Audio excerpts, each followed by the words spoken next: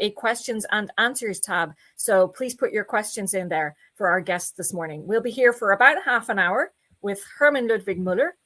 And Ludwig is the head of the Strategy, Program and Transformation Office in the Directorate of Telecommunications and Integrated Applications. He's going to speak to us this morning about ARTES 4.0, the strategy towards the Ministerial Council 2022 and industrial opportunities. Good morning, Ludwig, and thank you very much for being here. Yeah, good morning, Ruth. I think we're ready to go, and excuse my rough voice of the morning, but I think it should be fine. I would like to introduce very quickly where we're coming from under ARTES 4.0. We recently had an event, Space to Connect 2021, the first time really that we went out on a bigger scale on a conference. We called it Taking the Temperature of the Ecosystem, and a few headings here just as an introduction. This is the messages we get back. New digital economy, 5G, IoT, edge, topics you'll see in a minute.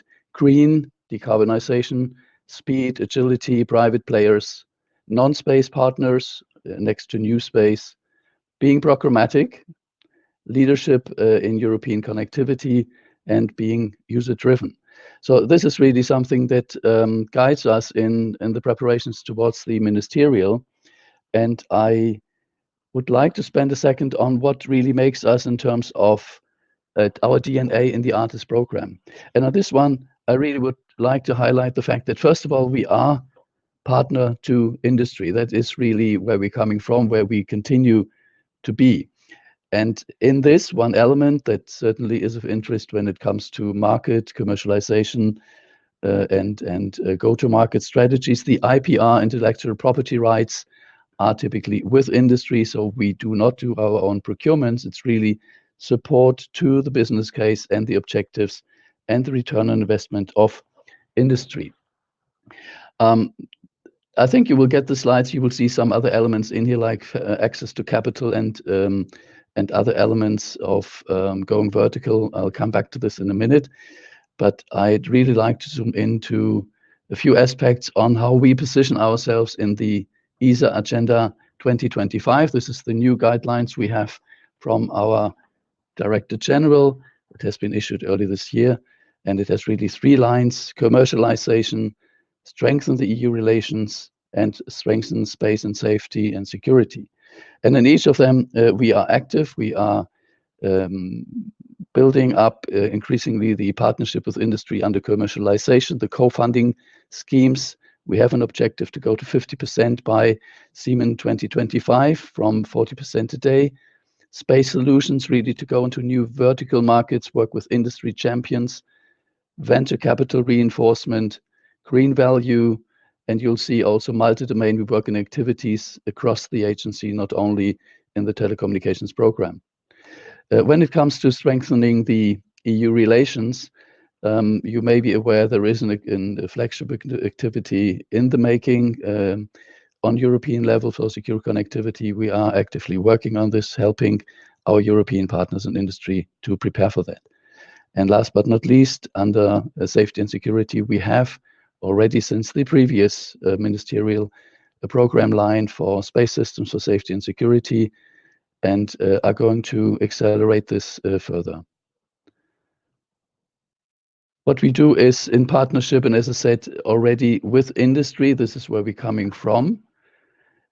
And in addition, we have entered partnership now with the European Union on GovSatCom, and we are working towards establishing the EuroQCI and helping, as I said before, European actors on secure connectivity.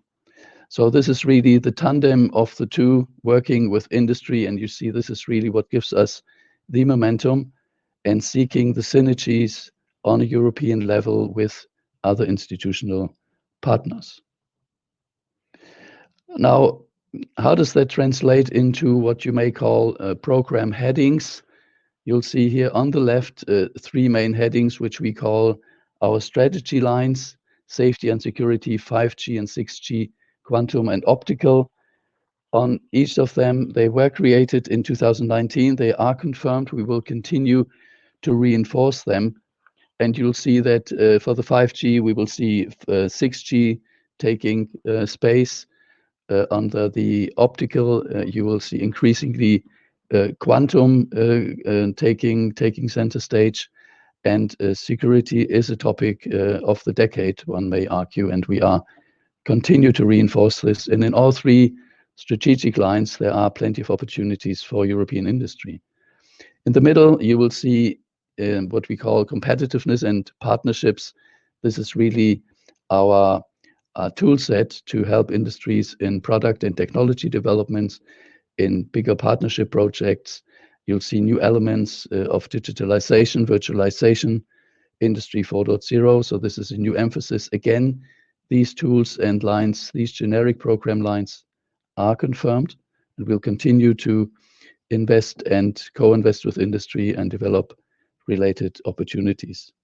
On the right-hand side, you'll see elements on the demand pole. This is really trying to work with verticals, people that may have a demand for satellite solutions, infrastructures and services. Examples here are sustainable mobility, green value, and you'll see also that in the space solution sector, we work into vertical markets, business applications. This is something that we plan to re-emphasize. So short message here is all these lines have their continuity and will evolve and are expected to grow and provide further opportunities for partnership and co-invest. A few words on the market as part of the introduction. I think it is important to understand that we're really faced here with a food chain, you may call it. Everything we built and launched in terms of space infrastructure ultimately is financed through, on the commercial end, through services. And you'll see satellite services, they are really 15 times the size in terms of revenue compared to the investment in manufacturing and launch. And one may argue that it is the services and the future of the services that is required, and we need to secure altogether, that also the manufacturing and launch space will continue to have a clientele that needs these solutions. That is of ultimate importance. And verticalization, meaning linking investments in infrastructure with investments and usage downstream, is a key element in here. As a rough figure, you see that the global space economy is expected to triple in the next 20 years. And this might be even a conservative estimate. Message here again is we are in a highly growth market with plenty of opportunities to develop. Now, what we all know, most of us may know, there is a revolution ongoing in terms of going down from what was predominantly geostationary satellites and telecommunications to bigger constellations, mega constellations in new orbits, predominantly LEO satellites. Here we just have a quick wrap, and we do market intelligence on this regularly, on the number of systems put in orbit. And you see here most prominently Starlink and OneWeb, which is making the headlines. You will note there is also major investments on the Chinese side. If you added up just the most prominent of these investments in new constellations, you get to about $33 billion. That is about the equivalent of 7 years of investments in the past of geosatellites, to give you an idea of the order of magnitude of change. It's also, as we produce these numbers, there's an increasing number of additional systems put in space. There are new filings up to 500,000 satellites. So I think we are really seeing here a major change, and that is a true inflection point that has not existed to that extent ever before. On this slide, maybe just a quick word. On the middle column, you'll see how revenues in 2019 compared to 2029 are expected to evolve when it's about capacity type. So what kind of infrastructure is carrying these services. And you'll see, if you looked at the figures, that the non-geo part is going to multiply by a factor of 20, compared to geo, which is a factor of 1.2, that is, say, a normal evolution. So that is a significant change in terms of infrastructure. And on the right-hand side, you may see equally a significant shift, a fundamental shift, a key shift away from video that today is 50% of the revenues to something that within a decade will be 80% data and 20% video. And the key question for all of us is, what is in that data? What services and verticals are going to feed on that data and drive that data and services?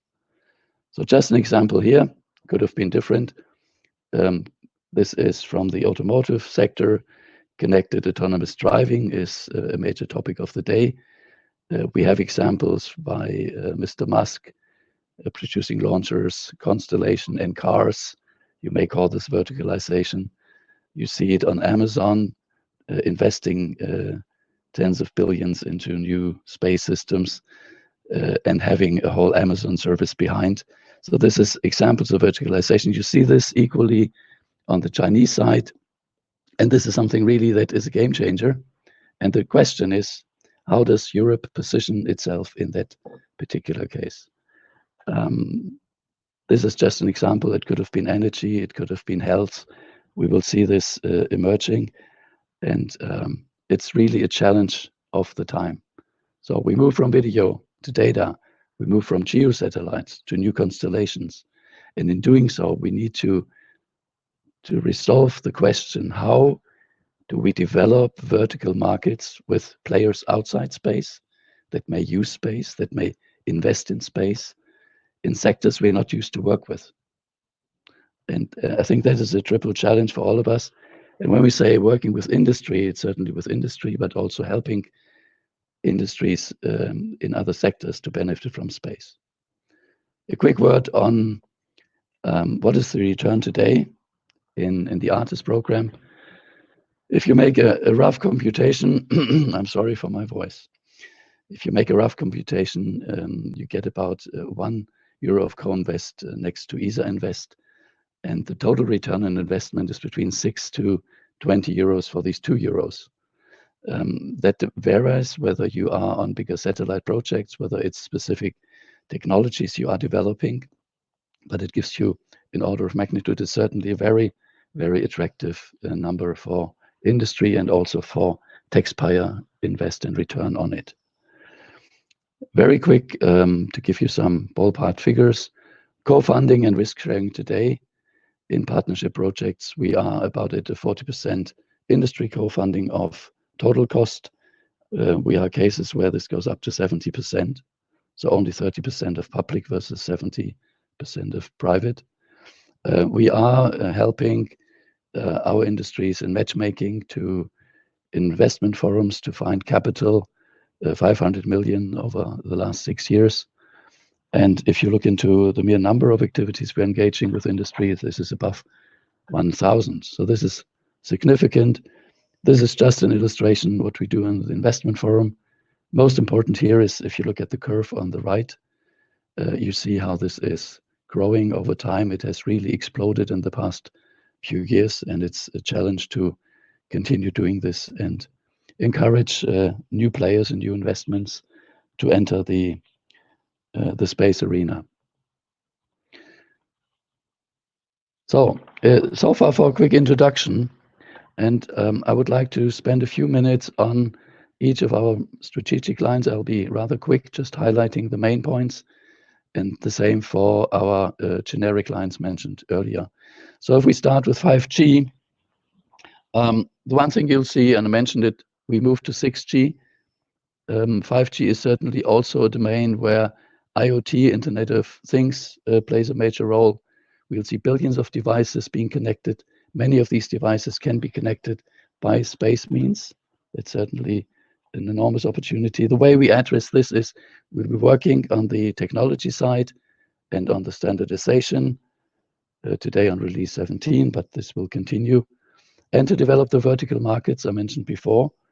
And again, you see here transport as an example, and there will be others.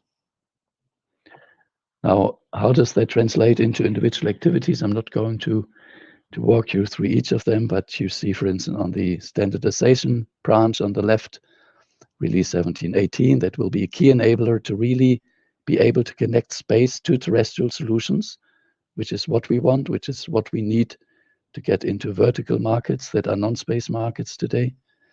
And you'll see on the right-hand side, sustainable autonomous mobility. That is certainly one of the topics of the day. And the 5G, 6G large projects on the horizon, which can be, for instance, in the automotive. It could also be in the energy sectors and other sectors. So this is a major challenge to take the step in 5G to come to bigger projects and implementations for vertical systems as we develop the technology. I jump to the next line, which is Space Systems for Safety and Security, in short 4S. And again, here to highlight really what we are supporting in this. Again, first seen from the vertical aspect, if you like, critical infrastructures. Let me highlight those. This is about, it can be energy grids, can be transport infrastructures, it can be many infrastructures we rely upon of systemic value for economy and society that needs to be monitored and secured. In-field connectivity on the bottom right is an example where we had the case recently with the flood in Germany, when all the terrestrial connectivity means are disappearing, and you need space solutions as the only solutions that provide that connection. It's worthwhile noting that in that particular case, it was a US system that provided the connectivity. And we all hope that in the future we can do this through European systems and solutions provided by industry as a service. A quick look into how this translates into the landscape of individual activities and projects. There is, you'll see in that domain, the quantum key solutions quite prominent. QKDSat, which is a commercially driven activity. Focus here is the financial sector. We do quantum key distribution also in support to EuroQCI, so more institutional use in cooperation with our member states. Let me highlight IRIS. IRIS is for air traffic management. It's part of smart traffic management solutions. As a side effect, reducing CO2. And PARTES, which is a stream we started some years back, which are a precursor to what may be GovSatcom assets in the past. So here we have quite a range. I think this will develop in Saga, Eagle One. The European connectivity initiatives are examples in that respect. A quick line on optical. And here really the emphasis is on the technology development and on what we call Hydron. I think we want to continue to make sure that the European leadership in optical communications is maintained and expanded. We are very well positioned with our industry partners today in that domain. It's really one domain where we are feeling very strong on a European level. It is essential that we take that next step and do not fall behind. So there's more work on the technology side, also towards the quantum communications internet of the coming decade.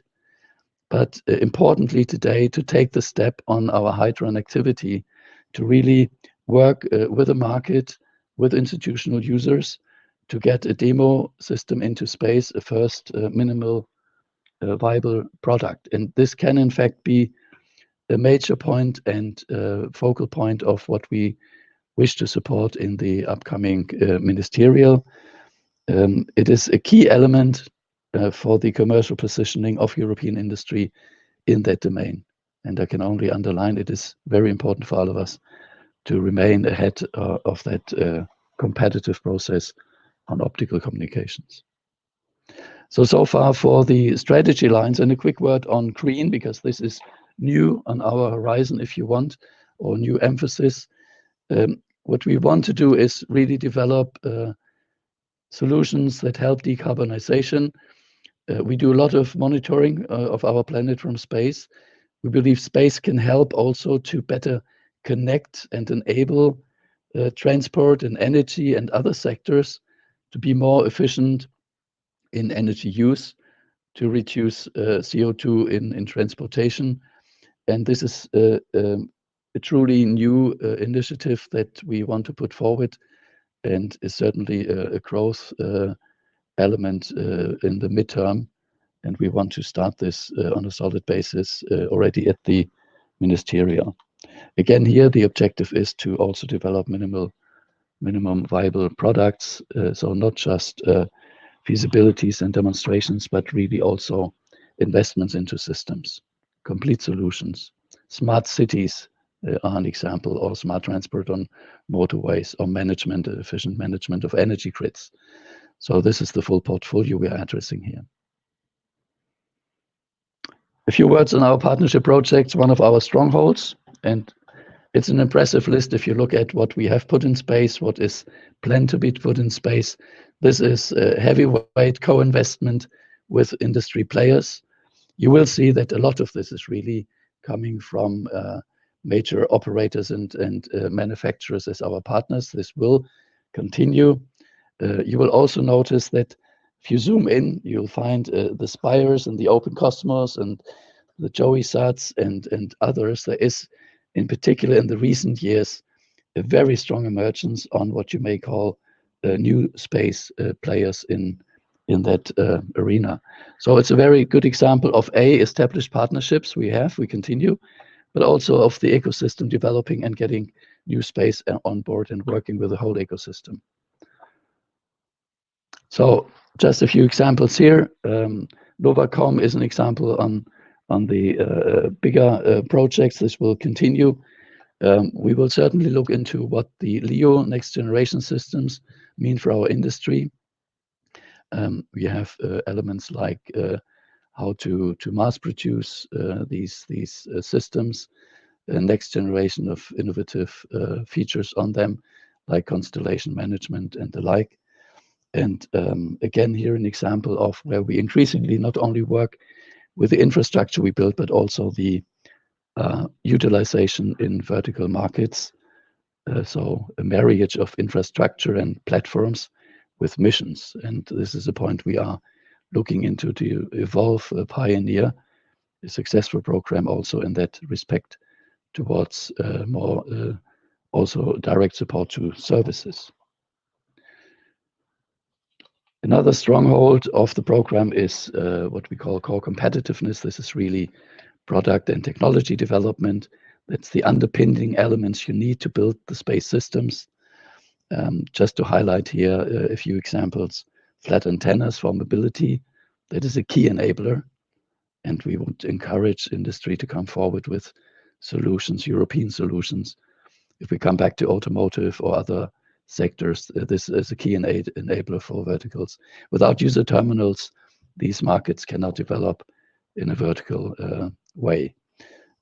You'll see increasingly disruptive technologies in our portfolio, artificial intelligence, cloud, edge computing, high performance computing, very low Earth orbit satellite systems, new frequencies, Q, V, W.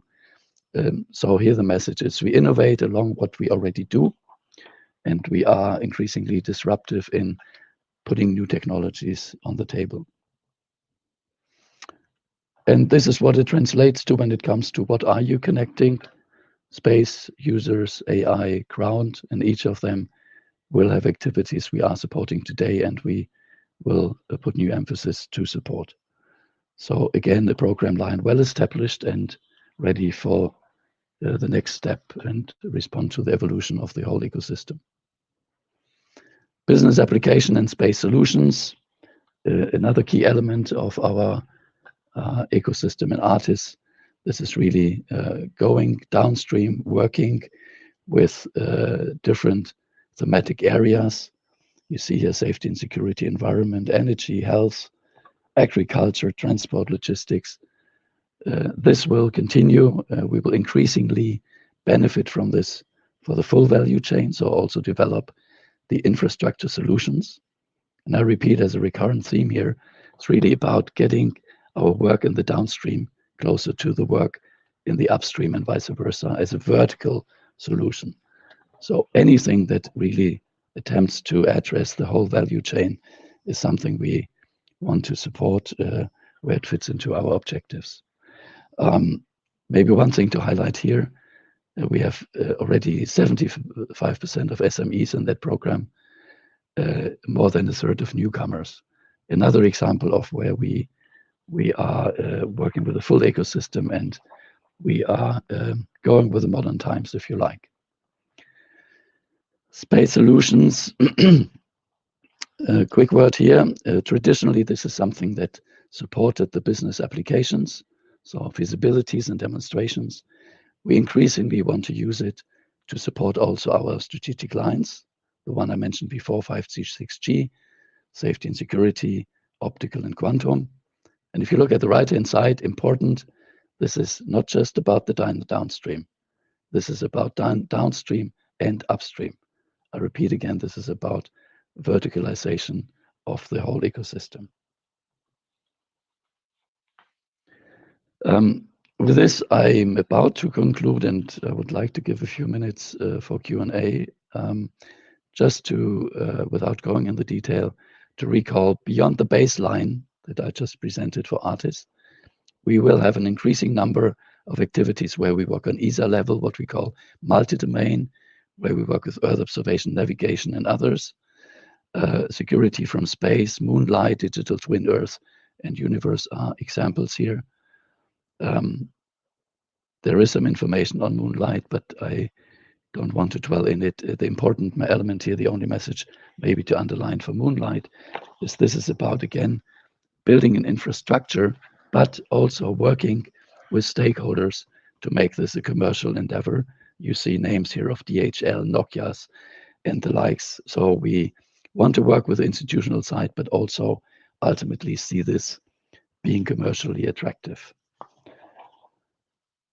And I think I'm about to conclude. This is just to recall, we have a security from space. That's a topic in itself. And I would conclude with the accelerators. As you may know, we have a mandate now since the intermediate ministerial conference recently to work further on what we call rapid and resilient crisis response. That's cognitive systems, Earth observation connectivity. It's a key element which we lead on the TIA side and work with our Earth observation colleagues and other directorates, and similarly for Green for the Future. So this was a walkthrough, quite extensive, and I'm happy to take some questions. Thank you very much. Thank you very much, Ludwig, particularly for persisting, because I know your voice isn't feeling too great this morning. We just have a few questions, so we'll allow ourselves a few extra minutes in the session to answer them. The first is from Sami Ben Amour, who asks, what's the programmatic link potentially between 4S and the EU space safety constellation? We are working with the our European partners and industry, I should say, in shaping this. This is ongoing since more than a year. We are discussing how we will build the constructions and agreements to make this a partnership activity on the industry side and on the agreement between ESA and the Commission. This is in the making. We are positive in supporting this activity. We want to bring into the activity contribution from the ESA side through the ARTES program, and work with the Commission on the part that would be coming from the Commission side. So this is in the making. We hope in the next period to report on related agreements, but we are positive on that. And it's certainly an element where all actors are required on the institutional side, on the industry side, and we are ready to be part of that. Thank you. Another question in from Ernst K. Pfeiffer. It also relates to possibly ESA-EU relations, whether that's where you might cater for in-orbit validation and in-orbit demonstration, or where do you see it fitting in if it's not on the roadmap for ARTES? If this is a question specifically for IOV, IOD, yeah, okay, yes. I see that, yes. Good question. It is an important tool for us. We started this on Pioneer, where we have created an ecosystem of people that can actually help people to do IOV, IoT. So you walk in with a mission or payload and you want it to be tested in orbit. We do this successfully. We'll continue to do that. I think we want to take a next step. This is part of our preparations right now, because we've seen that the people that do that, they come with missions, and the value in many cases is also, and sometimes foremost, in the mission. Again, the same story as I had on the verticalization. You do not just put up an infrastructure. It's about helping also the mission to get into the market. And this is what we want to do. I'm happy that this question is asked because it's a key element of that strategy. Thank you. And one final one from Edward Bach. This may actually have been partly answered by David Parker in the first panel yesterday morning, but it's related to human spaceflight and says, how does ESA plan to address the related business needs and opportunities? That is a very broad question. I can talk for the part on Moonlight, which I touched upon very briefly, to say that A, it is important if we want to create a public-private partnership to carry this forward with a perspective to have a commercialization, commercial actors that really want to have a return on invest.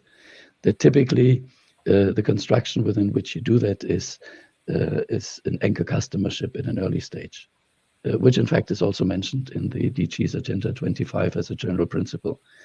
So we are looking forward to creating these anchor customerships with institutional partners on the ESA side and our colleagues in HRE, but you've seen also in the slide there is NASA and other agencies to really bring this forward to the institutional as a kick start, if you want, of the initiative to encourage private invest. And we will work as a separate stream, a dedicated stream, on the service development, on the commercial access. Both are needed, and we will do both. Great. Well, thank you very much for your time this morning. We've had dozens of participants in to find out about ARTES 4.0. I'm going to stop the recording now and invite those people